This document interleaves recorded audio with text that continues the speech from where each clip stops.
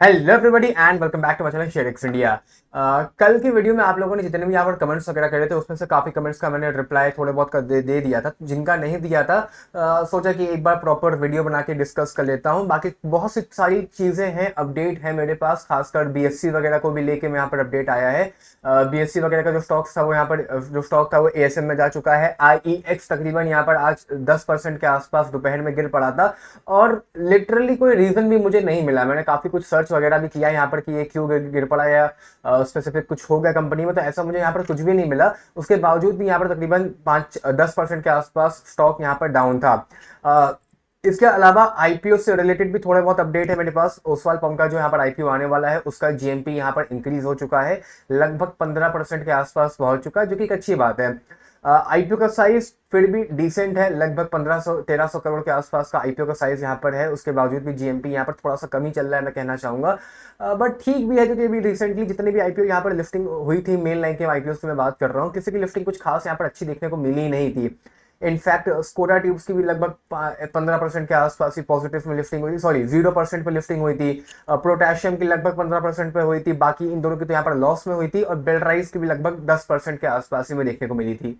तो उम्मीद है कि ओसवाल पंप थोड़ा बहुत यहाँ पर बेटर आईपीओ हो सकता है। अगर जीएमपी वगैरह चलेगी तो ऑब्वियसली बात है, फिर हम लोग यहाँ पर अप्लाई करने का सोचेंगे। एज ऑफ नाउ इस आईपीओ से लेके बिल्कुल भी हाइप क्रिएट मत करना अपनी कि भाई आईपीओ आ रहा है अप्लाई करेंगे अप्लाई करेंगे। देखो ऑब्वियसली बात है, अप्लाई करेंगे अगर जीएमपी अच्छी चल रही होगी, वरना हम लोग फिर इस आईपीओ को भी जाने देंगे। बाकी आईपीओ में जो दो चार बातें कंफर्म है यहाँ पर वो ये है कि ये आईपीओ ओवर सब्सक्राइब तो हो ही जाएगा, क्योंकि इस समय मार्केट में जहां तक मुझे पता है आईपीओ आप लोगों का परसों ओपन हो जाएगा। परसों आप लोग की डेट है फ्राइडे, फ्राइडे को आईपीओ ओपन हो जाएगा। सैटरडे संडे फिर मार्केट ऑफ हो जाएगी, फिर मंडे ट्यूसडे, तो ट्यूसडे तक का टाइम रहेगा आप लोगों के पास इस आईपीओ में एप्लीकेशन फाइल करने का।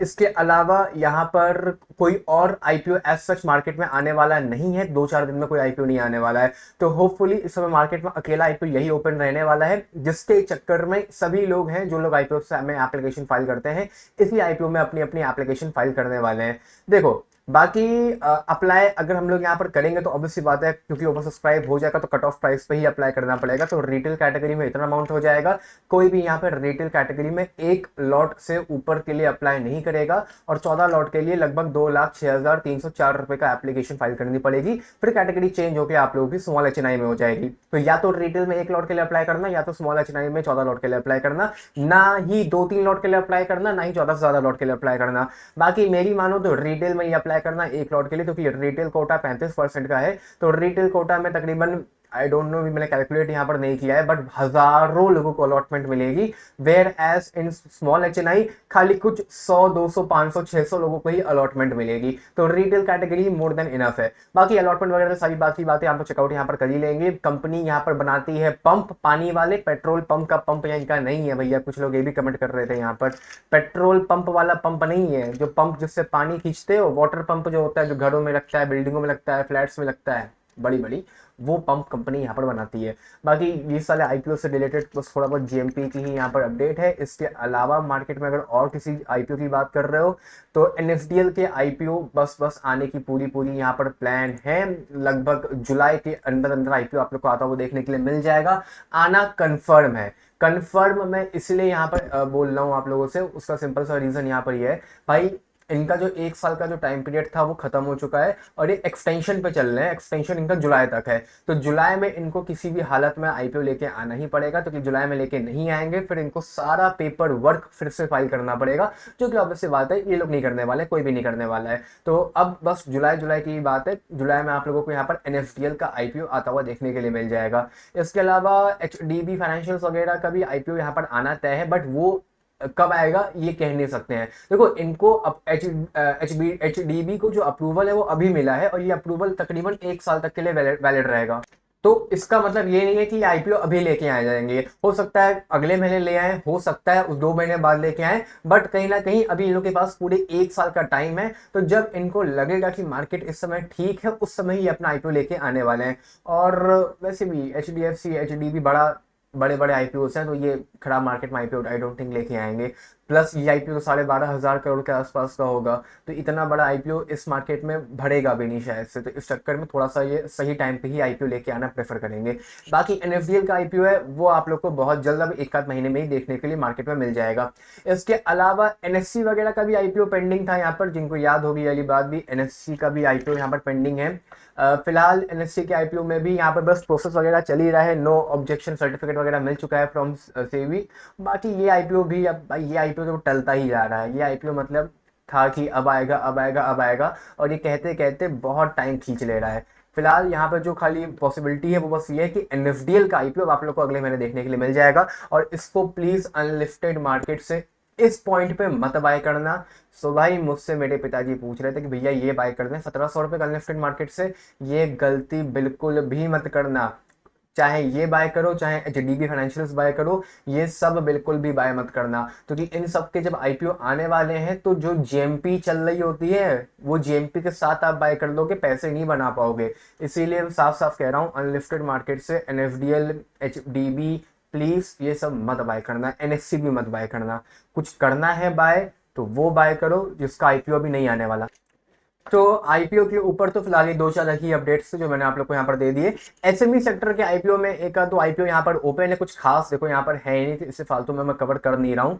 एसएमई सेक्टर में किसी आईपीओ की यहाँ पे अगर जीएमपी भी देखो तो कुछ खास यहाँ पर चल नहीं रही है। एक क्लोज हो चुका है 50% के आसपास की जीएमपी यहाँ पर चल रही थी। बाकी एक आईपीओ आप लोगों का ये ओपन होने वाला है कल 12 जून से लेकर 16 जून तक के लिए, यहाँ पे 25% के आसपास की जीएमपी चल रही है। तो इसको मैं एक बार कल या परसों में आप लोग के लिए कवर कर दूंगा, अगर अप्लाई करने लायक होगा तो मैं आप लोग को यहाँ पर बता दूंगा, वरना इस साइटों को फिर आप लोग अवॉइड कर सकते हो। आईपीओ से रिलेटेड खाली मार्केट में आज इतने ही अपडेट थे, वो सारे मैंने दे दिए हैं।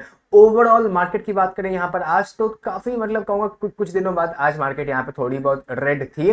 मेरा पोर्टफोलियो ग्रीन था, खैर इत्तेफाक से मतलब अच्छी बात है, टच वुड, अब नजर मत लगाना कोई भी यहाँ पर। बाकी हो सकता है कि यहाँ पर किसी का पोर्टफोलियो आज रेड हो तो उसमें कोई बड़ी बात नहीं है। काफी बड़े बड़े शेयर्स कैपिटल मार्केट के हो गए, बैंकिंग के हो गए, फाइनेंस मार्केट के हो गए, सारे आप लोग को मोस्टली आज रेड में ही देखने को मिलेंगे। इसके अलावा इलेक्ट्रॉनिक्स में भी अगर देखो यहाँ पे हाल वगैरह डिक्सन ये सारे भी आप लोगों को रेड देखने को मिले होंगे। ग्रीन खाली जो थे वो मेजर स्टॉक्स थे आप लोग के निफ्टी 50 जो एनर्जी में आते हैं, आप लोगों के कोल हो गया, ओएनजीसी हो गया, रिलायंस हो गया। अदरवाइज जो मेन मुझे आज ग्रीन नजर आ रहे थे ओवरऑल मार्केट में वो था आईटी सेक्टर। आईटी सेक्टर अब यहाँ देखो तो ओवरऑल सारे रेड में नहीं थे, बट फिर भी क्रिजल यहाँ पर काफी हद तक ग्रीन में था, विप्रो ग्रीन में था, एचसीएल ग्रीन में था, टेक महिंद्रा ग्रीन में था, इसके अलावा टीसीएस थोड़ा सा साइडवेज था, बाकी इन्फोसिस भी लगभग 2% के आसपास पॉजिटिव में था। तो ओवरऑल ये मुझे आज ग्रीन में नजर आ रहे थे। अब प्लीज यहाँ पर कोई एफएल या टाटा टेक्नोलॉजीज हो गया या टाटा एलेक्सी को मत बोलने लग जाना, खासकर के फिनटेक यहाँ पर क्यों दे रखा है। अब टेक्निकली के फिनटेक तो आईटी में आता है, बट आईटी का स्टॉक है नहीं, कैपिटल मार्केट का स्टॉक है, क्योंकि मेन इनका जो टाइप है वो सारे कैपिटल मार्केट के स्टॉक्स के साथ ही है, चाहे गेम फिनटेक हो चाहे कैम्स हो, तो ये दोनों आप लोग के उधर आते हैं। चलो अब बात करते हैं भाई हम लोग ओवरऑल मार्केट के बारे में पहले, फिर आप लोगों ने जो कमेंट्स किए थे उनको भी मैं यहाँ पर रिप्लाई कर दूंगा। पहली बात तो मार्केट में जो सबसे पहली न्यूज मुझे आप लोग के साथ शेयर करनी है कि क्रेडिट ग्रामीण एक्सेस योजना ये जो स्टॉक है इसने 1200 रुपए के ऊपर आज क्लोजिंग दे दी है। 1250 के आसपास भी ये ट्रेड कर रहा था, बट फिर अगेन 4% के आसपास से डाउन चला गया और अल्टीमेटली 1218 रुपए के आसपास इसने क्लोजिंग यहाँ पर दे दी है। पर्सनली मुझे लग रहा है 1200 रुपए के आसपास ये अब एक सपोर्ट बनाने लग गया है, और अगर मैं इसको बताऊं भी आप लोगों को तो ये देख सकते हो ये लाइन ये कभी भी क्रॉस कर नहीं पा रहा है, ये वाली जो लाइन है क्रॉस कर नहीं पा रहा है, स्पाइक्स बना के दे रहा है। इसने पहले भी 15 मई को भी दिया, 15 मई के बाद इसने 28 मई को भी दिया, 6 जून को भी दिया, फिर 11 जून को भी दिया, लेकिन ये उसको क्रॉस कर नहीं पा रहा था। हम लोगों ने बहुत सारे लोगों ने इसको यहाँ पे भी बाइक करवाया था मैंने, क्योंकि मुझे लगा था ये नहीं ब्रेक करेगा। उसके बाद बहुत सारे लोगों ने इसको इस जोन में भी बाय किया है, तो जिन्होंने इस जोन में बाय किया है वो लोग तो अब तक प्रॉफिट में यहाँ पर बैठे ही हुए हैं। आप लोग शांति से बैठे रहो, जिन्होंने यहाँ बाय किया था मैंने भी यही बाय किया, तो मैं भी इसमें कुछ खास प्रॉफिट में हूँ नहीं आज तक। यहाँ पर फिलहाल 5 लाख रुपए के मैंने बाय करे, मैं प्रॉफिट में भी नहीं हूँ उसमें, और कब से बाय करके बैठा हुआ हूँ मैं, सितंबर वगैरह से। तो देख सकते हो कि पैसा यहाँ पे मेरा भी फंसता है, और वहीं पे 5 लाख रुपए मैंने अगर सितंबर का मतलब हो जाता है कि तकरीबन 6-8 महीने पहले 6-8 महीने पहले कहीं भी लगा दिए होते, 50%, 40%, 30% में कमा लिया होता, तो 2 लाख 1.5 लाख रुपए के आसपास तो कमा ही लिया होता, अगर ना 50% भी कमाया होता। तो पैसा यहाँ मेरा भी फंसता है, मैं भी कई बार ट्रैप होता हूँ, ऐसा नहीं है। ठीक है। बाकी ओवरऑल अब मुझे पूरी पूरी उम्मीदें हैं कि 1200 रुपये को यहाँ पर ये क्लोजिंग देता है, तो 1200 रुपये के बाद ये क्लोजिंग देने के बाद सीधा यहाँ पर जो टारगेट है 1500 रुपये का यहाँ पर खुल जाएगा। 1500 के बाद अल्टीमेटली स्टॉक आप लोग को वापस से 1800 रुपये के आसपास मिलेगा। तो अब बस कुछ टाइम की ही बात है, और अब की अगर यहाँ से फॉल बैक होता है या इसको क्रॉस नहीं कर पाता है एक आध महीने के अंदर, फिर हम लोग यहाँ से एग्जिट ले लेंगे। फिर हम लोग यहाँ पे एग्जिट ले लेंगे, फिर जो होगा देखा जाएगा। फिलहाल ओपनली मैं आप लोगों के साथ यहाँ पर डिस्कस कर रहा हूँ कि भैया अब की अगर 1200 रुपये क्रॉस नहीं किया तो फिर जो होगा फिर वो देखा जाएगा, लॉस भी होगा या जो होगा, फिर हम लोग यहाँ से एग्जिट ले लेंगे। ठीक है। इसके बाद यहाँ पर सेकंड नंबर पे जो न्यूज आती है वो ये आती है कि क्रेडिट ग्रामीण एक्सेस, तो एक सेकंड के लिए छोड़ो, बीएससी की बात करते हैं। यहाँ पर बीएससी में भैया जो मेरा टारगेट था स्प्लिट से पहले, बोनस से पहले, वो 7,500 रुपए के आसपास का था। ये बात आप लोगों को यहाँ पर याद होगी। मैंने यहाँ पर 1 लाख करोड़ की वैल्यूएशन का टारगेट यहाँ पर दिया था, जो कि इजीली टच भी हो गया था। उसके बाद बट ये 7,500 पे रुका नहीं, ये रुका यहाँ पर 9,000 रुपए पे। 9,000 पे कैसे रुका भाई? 3,000 रुपए के आसपास का ऑल टाइम हाई था। 3,000 रुपए के मैं अगर यहाँ पर 3 शेयर्स मल्टीप्लाई कर दूं, जो कि 3 में ही बटा था यहाँ पर, तो उस हिसाब से लगभग 9,000 रुपए के आसपास का प्राइस यहाँ पर आ जाता है। प्री स्प्लिट की मैं बात कर रहा हूँ। देखो, टारगेट था 1 लाख करोड़ के आसपास का, मैंने कहा भी था, उसके बाद भी आप लोगों ने सेल नहीं किया था, कोई बात नहीं, कोई इशू नहीं, आप लोग प्रॉफिट में ही हो, बल्ले बल्ले, बहुत बढ़िया बात है। लेकिन आज फाइनली ये इतना ज्यादा भाग रहा था पिछले 3 4 6 महीने से कि ऑब्वियस सी बात थी कि आज तक कि कुछ तो गड़बड़ी यहाँ पर लगी रही थी। कहीं गड़बड़ी ऐसा कुछ है नहीं। एनएससी का आईपीओ आने वाला है, एनएससी के आईपीओ की जो वैल्यूएशन है वो 1 लाख करोड़ के आसपास की होगी, तो बीएससी ऑब्वियस सी बात है वहीं पे पहुंचना चाह रहा था, जो कि पहुंच गया और क्रॉस भी कर लिया। लेकिन आज यहाँ पर फिलहाल ये एक एएसएम लिस्ट में जा चुका है। जिनको एएसएम लिस्ट का मतलब नहीं पता, एक सेकंड, हाँ, जिनको यहाँ पर एएसएम लिस्ट का मतलब नहीं पता भैया, एएसएम लिस्ट का मतलब हो जाता है स्टॉक अंडर मेजर्स, मतलब ये कुछ ऐसा फॉर्म होता है इसका। इसका मतलब होता है वो कुछ सर्वेलेंस मेजर्स करके फुल फॉर्म होता है, मुझे याद नहीं आ रहा है ए का क्या मतलब था। अश्योरेंस सर्वेलेंस मेजर करके, कुछ एडिशनल सर्वेलेंस मेजर करके एएसएम का फुल फॉर्म होता है। जनरली स्टॉक्स एएसएम लिस्ट पर तब डाले जाते हैं या तो उसमें बहुत ज़्यादा इनसाइडर ट्रेडिंग हो रही हो, या बहुत ज़्यादा इस रफ्तार से भाग रहे हो जो नहीं भागने चाहिए। ऑल्दो बीएससी में ऐसी कोई मुझे लगता नहीं पर्सनली कि ऐसा कुछ यहाँ पर होगा, बस वो भाग रहा था जिसके चक्कर में यहाँ पर ही एएसएम में जा चुका है। एएसएम लिफ्ट 1 2 3 4 होते हैं, अब अगर ये गया है तो 2 4 महीने से पहले तो ये निकलने वाला नहीं है। तो पर्सनली अगर ये अभी आपके पोर्टफोलियो में है तो अब यहाँ पर ट्राई करो एग्जिट ले लेने का, क्योंकि अब भाई वैल्यूएशन पॉइंट ऑफ व्यू से भी अगर मैं बात करूं यहाँ पर 2 मिनट के लिए, चलो मैं बता भी देता हूँ, बीएससी अब बहुत हो चुका है। अगर बीएससी की मैं बात भी करूं, देख रहे हो ये 90 के पीई के आसपास पहुंच रहा है, 90 100 का पीई यहाँ पर ये मैक्सिमम जाता है, मैक्सिमम। तो प्लीज अब बीएससी अगर है तो अब निकल जाओ, अब सही टाइम आ रहा है। बहुत पैसा कमा लिया आप लोगों ने शॉर्ट टर्म में, इतना पैसा नहीं बनता है भाई, बहुत कमा लिया बीएससी अब छोड़ के। अब बीएससी से निकलने का अब वाकई में अब वो हो गया है। मैंने पहले कहा था कि भैया मन करे बेच तो, नहीं तो कोई बात नहीं, बट अब तो एकदम निकल जाओ, जितने भी हैं सब निकलने का ट्राई करो, अब बिल्कुल छोड़ दो। इसके बाद यहाँ पर आईईएक्स, देखो आईईएक्स जिनको नहीं पता कंपनी क्या है, इंडियन एक्सचेंज एनर्जी, जितने भी यहाँ पर रिन्यूएबल एनर्जी घरों में लगती है। अब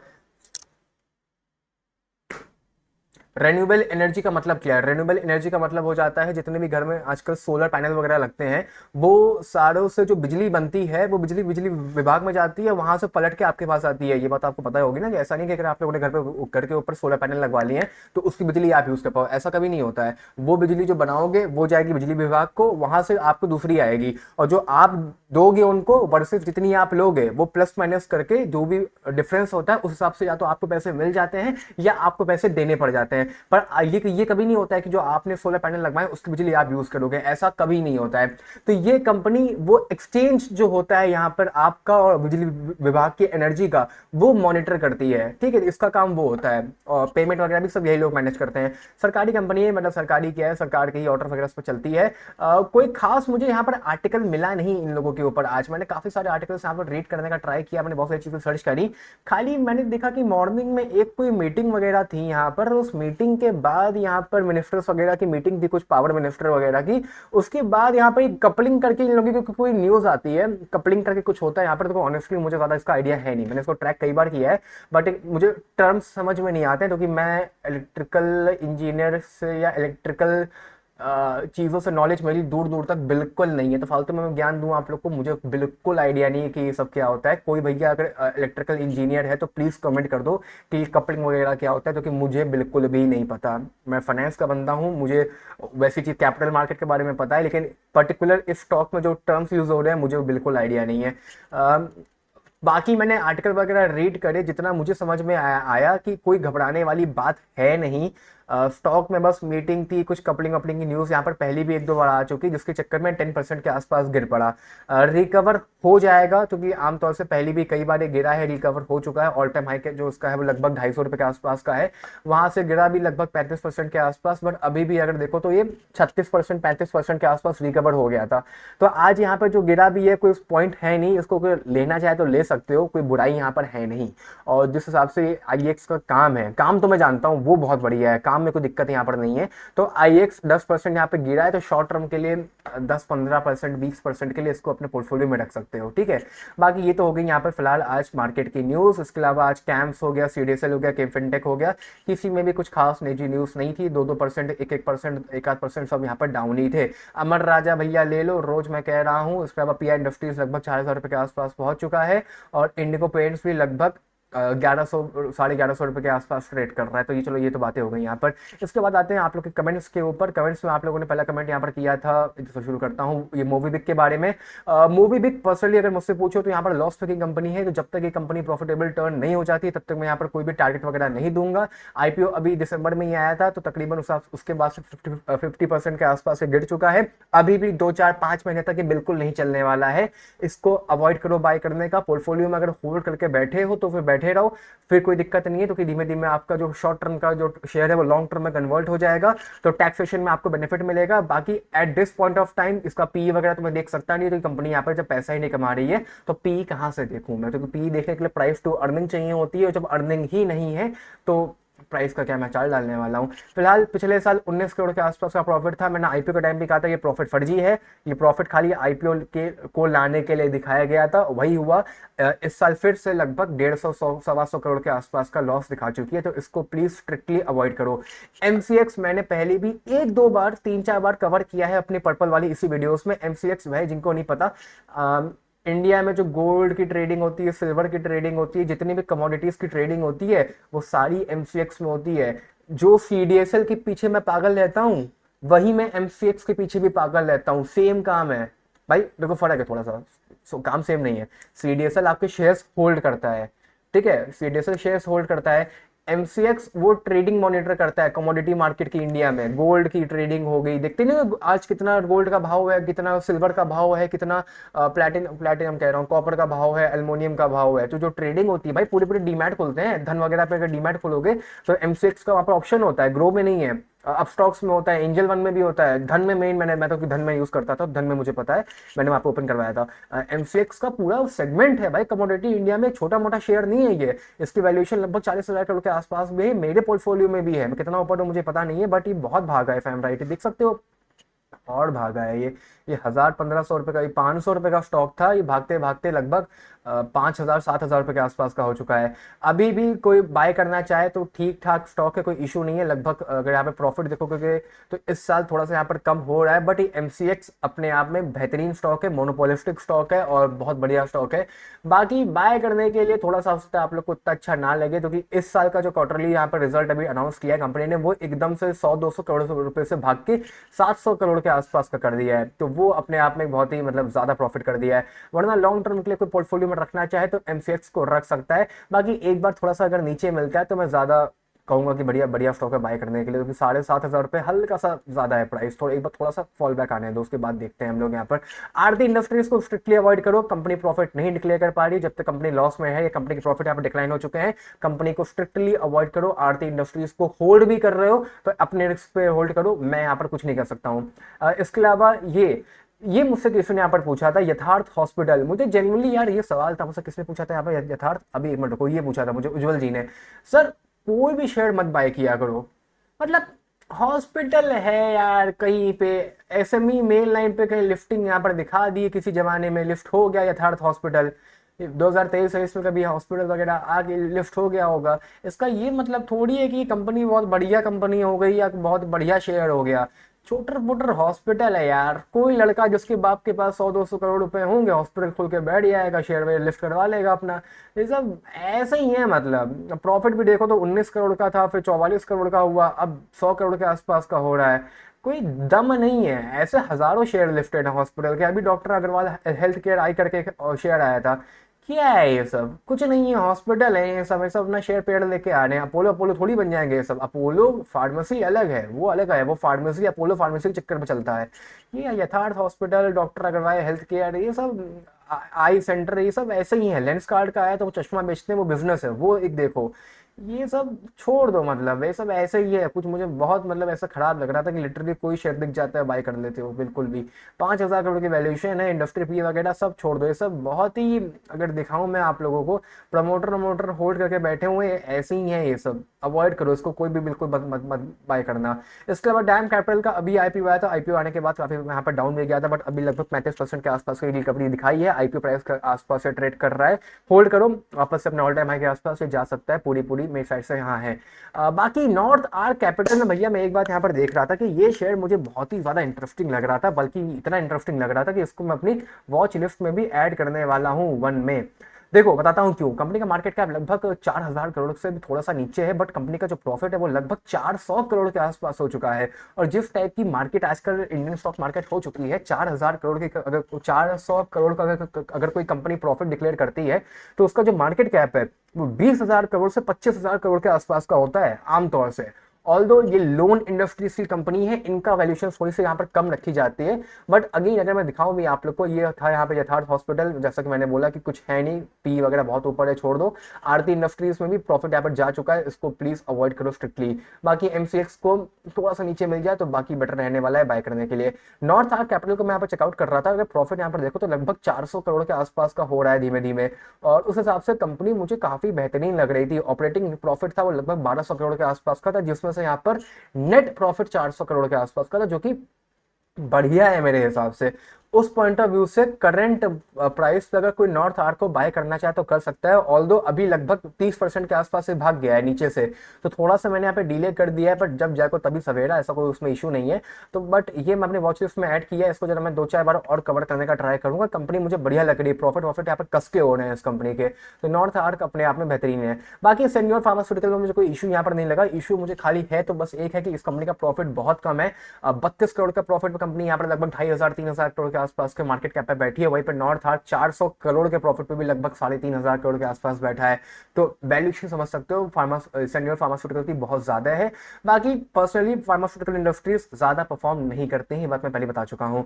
सोना बीएलडब्ल्यू ठीक ठाक स्टॉक है, पोर्टफोलियो में है तो रख सकते हो अपने पास, कोई इशू नहीं है। बाकी अगर किसी के पास नहीं है तो अवॉइड करो, ऐसा कोई यहाँ पर वो बहुत ज्यादा मिस भी नहीं कर रहे हो। कंपनी का प्रॉफिट है यहाँ पर ठीक ठाक इंक्रीज कर रहा है, बट हर क्वार्टर में सस्टेन नहीं कर पा रहे हैं। और बाकी पी कंपनी का थोड़ा सा ज्यादा ही है इंडस्ट्री पी से। मैंने यहाँ पे भी लगा के देखा था तो कुछ बहुत ज्यादा ये था। इसको मत देखो यहाँ पर, सोना इसको ऐसे मत देखो यहाँ पर। उस हिसाब से देखो तो कंपनी का प्रॉफिट यहाँ पर इंक्रीज कर रहा है, ठीक ठाक कर रहा है। बट देखो वही है, 500 था, फिर 600 हो गया, फिर 700, 750 है, ठीक है। बट अगर नहीं भी बाय किया है तो कोई मुझे बहुत समझ में ये आया नहीं। तो एक होता है अंडर वैल्यूड, एक होता है राइटली वैल्यूड। ये राइटली वैल्यूड है तो पैसा यहाँ पर धीमे धीमे बनेगा, तो बहुत कस के नहीं बनेगा। हडको स्टॉक है, काफी करेक्शन आ चुका है, लगभग 24 से 25 आ चुका है करेक्शन, यहाँ पर बहुत आ चुका है। हडको धीमे धीमे स्पीड पकड़ रहा है, अगले बजट से पहले पहले यहाँ पर ये भागना हुआ आप लोग को देखने को मिल जाना चाहिए। बाकी 50,000 करोड़ के आसपास जब तक मिल रहा है तब तक अपने पोर्टफोलियो में ऐड किया जा सकता है। थोड़ा सा ऐड करना, बहुत ज्यादा ऐड मत करना, बहुत ही नहीं भागेगा, थोड़ा बहुत ही भागेगा। इसके अलावा रिकॉर्ड इंडिया, ये भी लगभग 1,00,000-1,15,00,000 करोड़ के आसपास की कंपनी है। प्रॉफिट यहाँ पर खूब कस के हैं। ये भी एएसएम में पड़ा था, गवर्नमेंट कंपनी है। फिलहाल ये भी यहाँ पर नहीं चलने वाली है क्योंकि ये बहुत भाग चुकी है अराउंड 1.5 साल पहले। अगर देखोगे तो 100 रुपए से लेकर सीधा 500 रुपए का, 600 रुपए का हो गया था। तो अभी फिलहाल ये नहीं चल रही है, अभी ये थोड़ा सा डाउन जा रही है धीमे धीमे। ये अभी और थोड़ा साइडवेज रहेगी, उसके बाद चलेगी। फिलहाल आज की इस वीडियो में इतना ही। बाय बाय, टेक केयर, मिलता हूँ कल नई वीडियो के साथ। Bye bye, take care, love you all.